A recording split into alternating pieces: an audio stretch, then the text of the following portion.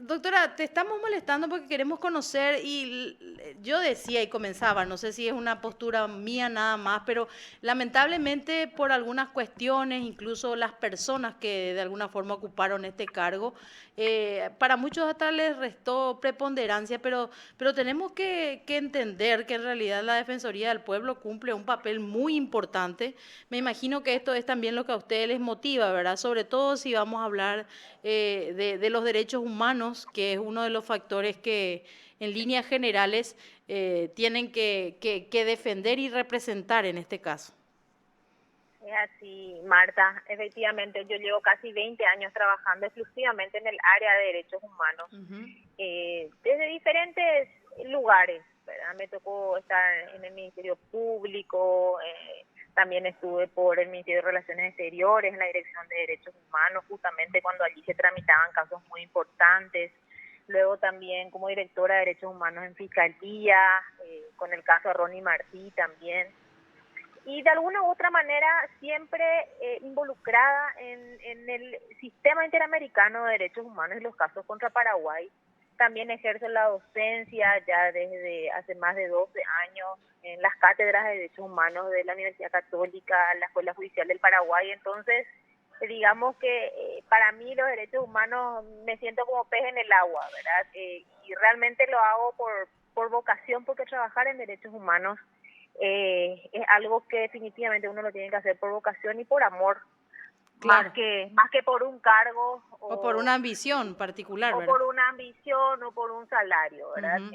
Es realmente vocación, es amor, es servicio por sobre todas las cosas. Y bueno, así como bien decías, la Defensoría del Pueblo es una institución demasiado importante, Ujú. ¿verdad? Comienza conocemos como el Ombudsman, Sí. y es una institución que tiene, Marta, fíjate, más de 200 años de existencia.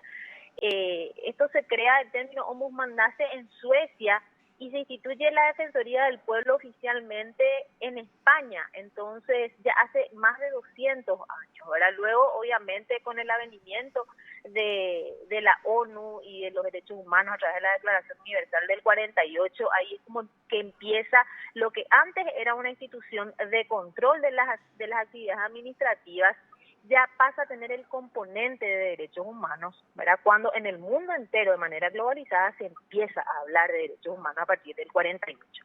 Ujú. En Paraguay nosotros lo adoptamos en la Constitución desde el 92, pero como bien dijiste, tenemos todos estos años de democracia sin darle realmente el brillo que se merece esta institución y por supuesto explotarla al máximo para que pueda estar al servicio del pueblo, que es para lo que se crea.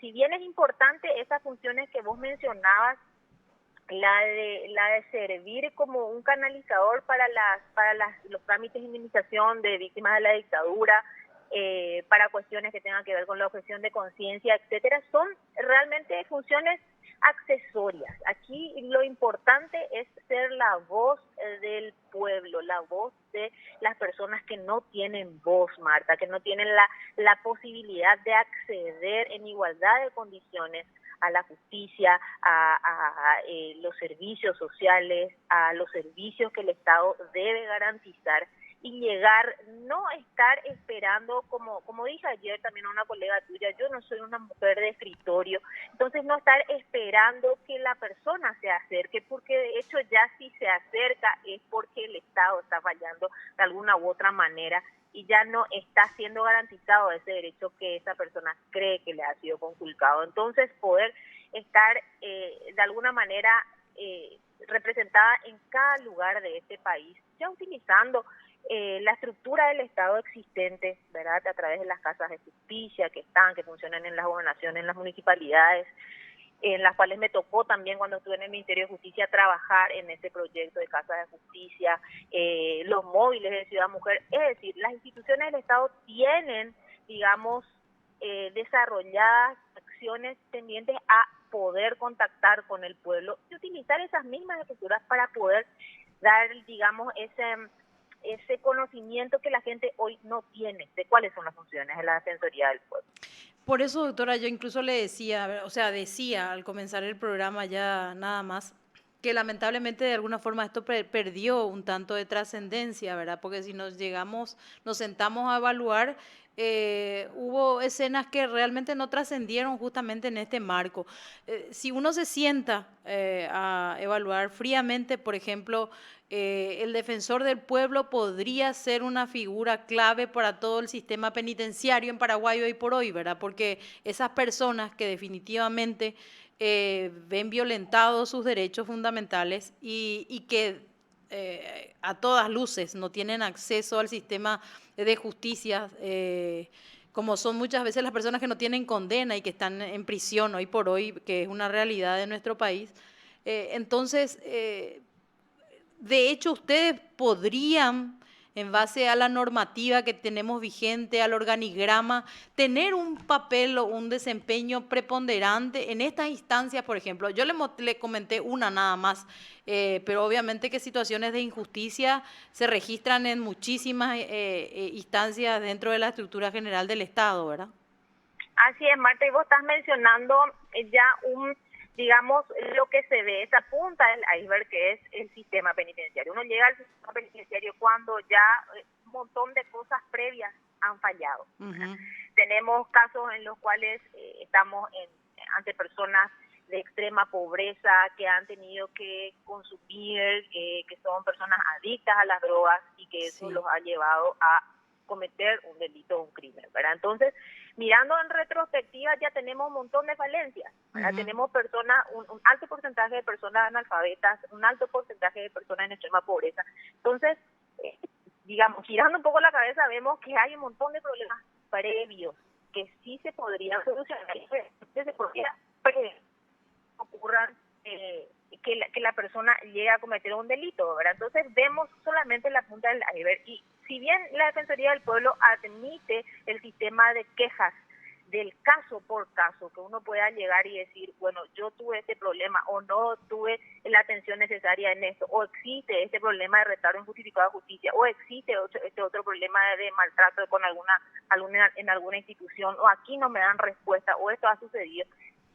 También la idea mía un poco es crear un observatorio dentro de la Defensoría del Pueblo que permita colectar datos estadísticos, que permita sistematizar toda esa problemática y poder trabajar de manera coordinada con las instituciones para la mejora en la prestación de servicios, para decir, bueno, esto está fallando, esto es algo recurrente, esto es algo por lo cual las personas están recurriendo a la Defensoría y quejándose en reiteradas veces. Entonces, esto podemos modificar, esto podemos llegar a cambiar y podemos evitar que vuelvan a ocurrir situaciones lesivas a los derechos humanos.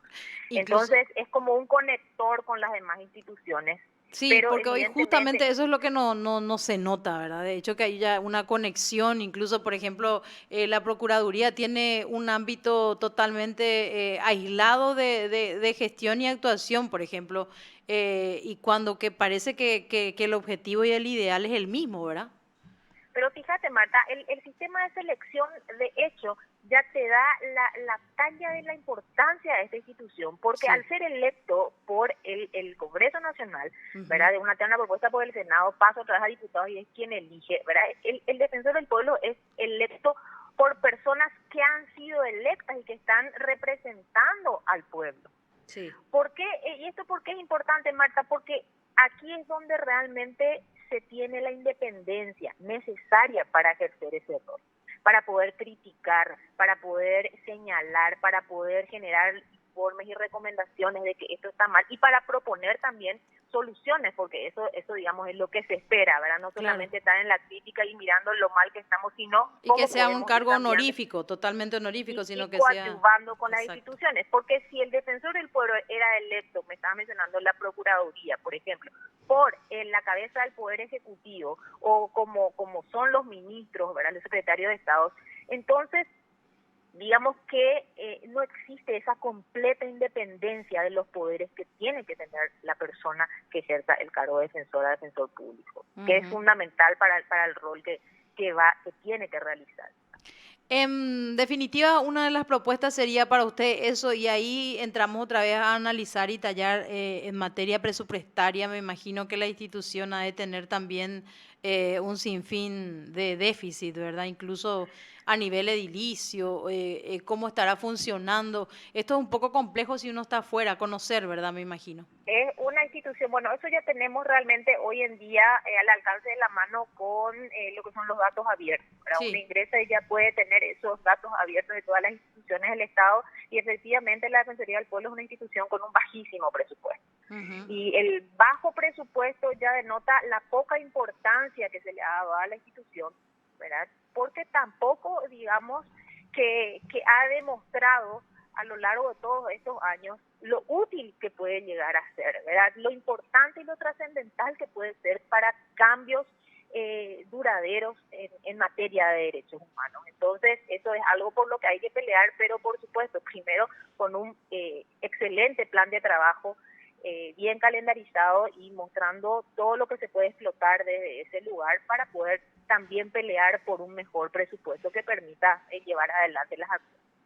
Una base de datos inicialmente para ir conociendo las falencias y justamente hacer una especie de diagnóstico con cifras más puntuales sería una de sus propuestas, doctora, concretamente. Asimismo, Marta, y por supuesto un trabajo de cerca con cada una de las instituciones encargadas de políticas sociales en Paraguay. Eso es fundamental. También generar un canal abierto y directo con las personas, que sea amigable.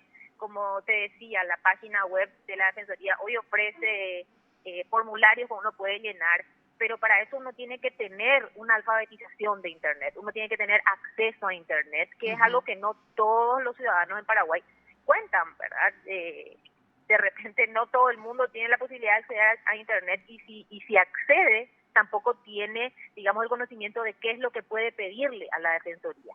Entonces, eso es lo primero, generar un canal, digamos, de comunicación, una buenísima estrategia comunicacional para que todos los paraguayos y paraguayas, hasta el último rincón de este país, sepan para qué sirve la Defensoría del Pueblo, sepan realmente qué son los derechos humanos, sepan que los derechos humanos no son solamente para aquel procesado dentro de un juicio, como mal se entiende hoy en día. Y eso Sí. te lo digo después de tantos años de enseñanza en universidades, ¿verdad? Donde es lo primero que el alumno resalta. Los derechos humanos están hechos solamente para los delincuentes, se dicen. Sí. Y es el preconcepto errado que se tiene. Los derechos humanos están hechos para todos y cada uno de los habitantes de un Estado, ¿verdad? Y un Estado tiene la obligación de garantizarlos. Entonces, eso es lo primero que tenemos que entender todos, para qué sirve la institución y cómo llegar a esa institución de manera amigable y accesible, ¿verdad? Sin tener que la única forma de poder acceder sea a través de la página web. Por supuesto que es importante, pero que, digamos, el acceso, trabajar ya desde el acceso igualitario para todos. Luego, coadyuvar con las demás instituciones de manera para actuar ya en los programas existentes y no basarnos solamente o no agotarnos solamente en la atención del caso por caso, en la queja individual, sino ir allá y poder, como te decía, a través de un observatorio y a través de la sistematización de la información, poder llegar a prever problemas de carácter colectivo. Ajá. Doctora, ¿qué terna integra usted? ¿Cómo? ¿Qué terna integra usted o todavía no se integraron las ternas? Todavía están las postulaciones. Porque Todavía estamos en las postulaciones. en ese sentido creo que no se llega a los plazos que al menos inicialmente establecieron desde el Congreso, ¿verdad? Decían 2 de septiembre, pero parece muy prematuro si todavía no tuvo ningún estudio ni análisis previo, ¿verdad? Así es, y todavía no se ha establecido digamos, la forma en la que se van a desarrollar las audiencias. No sabemos si se van a hacer audiencias para las 77 personas postuladas, ¿verdad? O va a ser solamente para los ternados, cómo se van a conocer, cómo se va a escuchar nuestra voz. Realmente no, ¿verdad? Se cumplió con el calendario de la postulación y estamos expectantes también.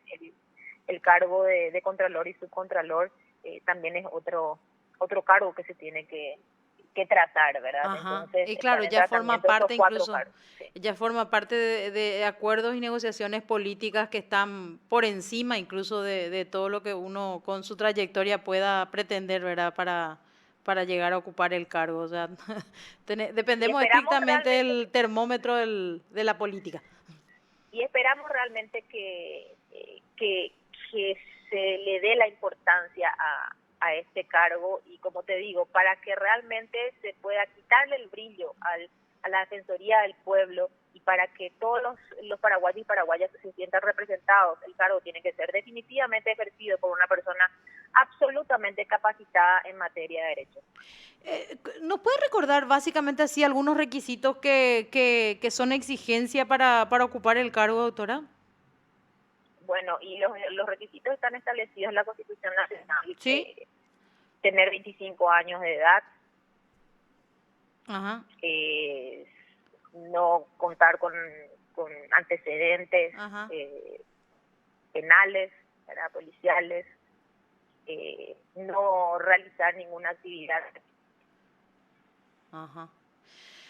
También, ¿verdad? Y nada más que eso. Ajá, bueno, y vamos a estar muy pendientes a lo que pueda acontecer con esto, que como le decíamos, ojalá logre la trascendencia, por lo menos, que en los últimos años, lamentablemente, ni desde la época de la transición, en realidad, vimos que este cargo tuvo el destaque que realmente se merece.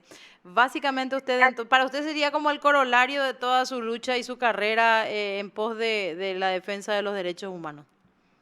Y este cargo realmente tiene dobles arras para el ciudadano, ¿verdad? Uh-huh. Por un lado, ya te lo dice todo, es el defensor del pueblo o la defensora del pueblo, y en segundo lugar, al tratarse de una institución del Estado, es un servidor público, ¿verdad? Entonces es quien tiene que estar al servicio del pueblo y no servirse del pueblo.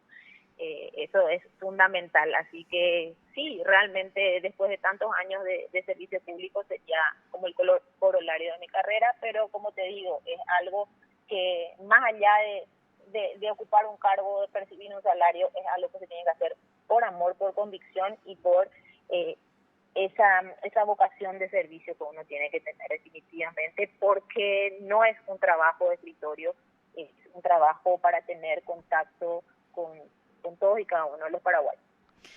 Bueno, doctora, muchísimas gracias por el tiempo y como le decía, vamos a estar todos muy atentos a ver qué resuelve el Congreso en torno a este cargo que por sobre todas las cosas esperemos para la ciudadanía tenga la trascendencia y el interés, ¿verdad? Que en realidad nos merecemos. Eso es importante, Marta, porque realmente es un cargo que tiene que interesarle a el pueblo. Ajá. ¿Verdad? Porque es el cargo del pueblo y para el pueblo, Marta. Entonces, ojalá realmente la ciudadanía se empodere de este proceso, de este proceso de selección y exija que el mejor o la mejor esté ocupando ese puesto, porque finalmente es para el pueblo. Bueno, doctora, muchísimas gracias. Por nada, Marta, las órdenes siempre. Gracias, igualmente. Que tenga buena tarde, doctora. Lo escuchaste aquí en PDS.